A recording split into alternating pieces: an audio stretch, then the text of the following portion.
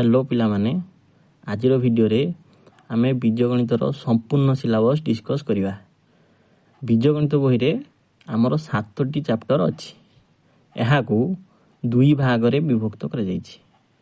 प्रथम भाग टर्म 1, एई टर्म 1 को पुणी दुई भाग रे विभक्त कर जाइछि, यथा IA1 IA2। सेही परी टर्म 2 को पुणी दुई भाग रे विभक्त कर जाइछि, यथा IA3 IA4। वर्तमान देख IA1 रे चैप्टर 1 रु सरल समीकरण जो अछि सेही विषय रु आसीबो और चैप्टर 2 द्विघात समीकरण एई चैप्टर रु आसीबो। एई दुईटी चैप्टर बहुत इंपोर्टेंट एवं परीक्षा रे एही चैप्टर रु 20% क्वेश्चन रु आसी थाए। सेही परी IA2 रे चैप्टर नंबर 6 स्थानांक ज्यामिति अछि। एटा टिके बड़ चैप्टर एवं सामान्य कष्टकर मध्य।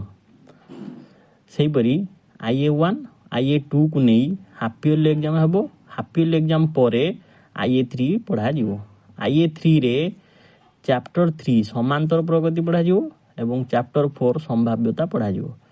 एही दुई चैप्टर बुझिबारे सहज हेबो एवं मार्क बढ़ाइबारे मध्य एहा सहायक होइथाय। सेही परी IA4 रे चैप्टर 5 परिसंख्यन अछि एवं चैप्टर 7 सड़क सुरक्षा अछि।